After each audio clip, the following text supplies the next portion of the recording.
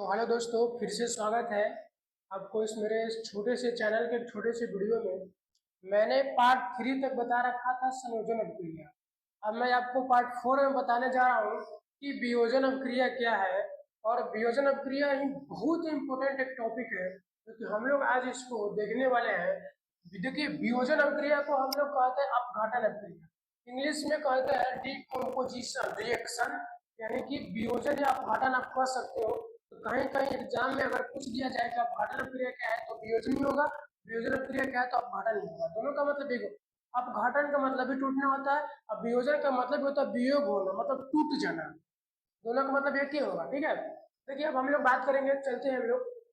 वैसा रासायनिक अभिक्रिया जिसमें एक, याद रखना है, उसमें दो था। संयोजन का मतलब संयोग करना, मतलब मिलना था। तो दो या दो से अधिक पदार्थ मिलेगा तभी तो होगा। और इसमें है वियोजन मतलब वियोग होना। इसमें यही होगा कि एक कोई सिंगल पदार्थ होगा और वियोग हो जाएगा, टूट जाएगा। तो वैसा रासायनिक अभिक्रिया जिसमें एक रासायनिक पदार्थ टूटकर दो या दो से अधिक नए गुण वाले पदार्थ का निर्माण करते हैं, उसे हम लोग वियोजन अभिक्रिया कहते हैं। अब वियोजन अभिक्रिया नोट में लिखा गया। देखिए, वियोजन अभिक्रिया कुछ टाइप होता है: विद्युतीय वियोजन अभिक्रिया, ऊष्मीय वियोजन अभिक्रिया और प्रकाशीय वियोजन अभिक्रिया। ये सारा का सारा लिखा गया है। वियोजन अभिक्रिया का कुछ कुछ टाइप लिखा गया है। पूछा जाएगा कि विद्युतीय वियोजन अभिक्रिया क्या है, तो वैसा वियोजन अभिक्रिया जो विद्युत के द्वारा संपन्न कराया जाएगा उसे विद्युतीय वियोजन अभिक्रिया कहते हैं। जैसे एग्जाम्पल के लिए NaCl गलित अवस्था में, यानी कि नमक घोला हुआ है यहाँ पे, और नमक में NaCl में अगर हम विद्युत धारा को प्रवाहित करते हैं तो Na सोडियम अलग हो जाएगा और क्लोरीन अलग हो जाएगा, जो कि मुक्त होगा क्लोरीन। तो ए हो गया आपका विद्युतीय वियोजन जो विद्युत धारा के द्वारा संपन्न कराया जा रहा है। जैसे कि जल हो गया, जल में विद्युत धारा को प्रवाहित करेंगे तो H2 हाइड्रोजन गैस अलग निकलेगा और ऑक्सीजन गैस अलग निकलेगा। फिर उसके बाद में हो जाएगा ऊष्मीय वियोजन अभिक्रिया। तो ऊष्मीय वियोजन अभिक्रिया कैसे किसको बोलेंगे? वैसा अभिक्रिया जो ऊष्मा के द्वारा संपन्न कराया जाता है उसे हम लोग ऊष्मीय वियोजन अभिक्रिया कहते हैं। जैसे में कैल्शियम कार्बोनेट है, जब कैल्शियम कार्बोनेट को गर्म करेंगे तो कैल्शियम का ऑक्साइड और कार्बन डाइऑक्साइड गैस रिलीज होगा। तो ये हो गया ऊष्मीय वियोजन अभिक्रिया। NH4Cl ये हो गया अमोनियम क्लोराइड है।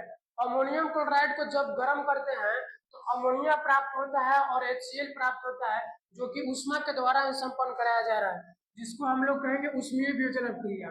फिर उसके बाद तीसरा में आता है कि प्रकाशीय वियोजन अभिक्रिया क्या है।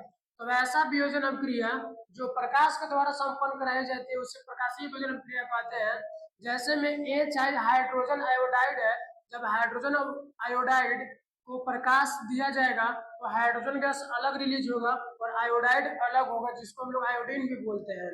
और यहाँ पे क्लोरीन है, क्लोरीन को जब प्रकाश दिया जाएगा तो क्लोरीन का परमाणु अलग कन्वर्ट हो जाएगा। ये प्रकाश के द्वारा संपन्न होगा, इसलिए इसको बोल सकते हैं कि वैसा रासायनिक अभिक्रिया है। तो फिर वैसा वियोजन अभिक्रिया जो प्रकाश के द्वारा संपन्न कराई जाती है उसे प्रकाशीय वियोजन अभिक्रिया कहते हैं। अब जैसे यहाँ पर ये AgBr है, यहाँ पे सूर्य का प्रकाश दिया जा रहा है, इसमें Ag अलग बोले तो सिल्वर अलग हो गया, ब्रोमाइड अलग हो गया। अब हम लोग यहाँ पे देखेंगे, अगला टॉपिक है यहाँ पे कि ऊष्माशोषीय अभिक्रिया क्या है। तो वैसा अभिक्रिया जिनमें ऊर्जा का अवशोषण होता है उसे ऊष्माशोषीय अभिक्रिया कहते हैं। और यहाँ पर यहाँ से टोटल जो एग्जाम्पल लिखा गया है, सारा का सारा एग्जाम्पल जो है आपका ऊष्माशोषी का ही है। इसको विद्युत वाला के छोड़ के ऊष्मीय वियोजन और प्रकाशीय वियोजन को हम लोग बोल सकते हैं। यहाँ पे ऊष्मा का अवशोषण हो रहा है, तो इसीलिए ऊष्माशोषीय अभिक्रिया हो जाएगा। अब हम लोग अगले वीडियो में सीखेंगे कि विस्थापन अभिक्रिया क्या है और द्विविस्थापन अभिक्रिया क्या है, जो कि एग्जाम का पॉइंट ऑफ व्यू से बहुत इंपॉर्टेंट है।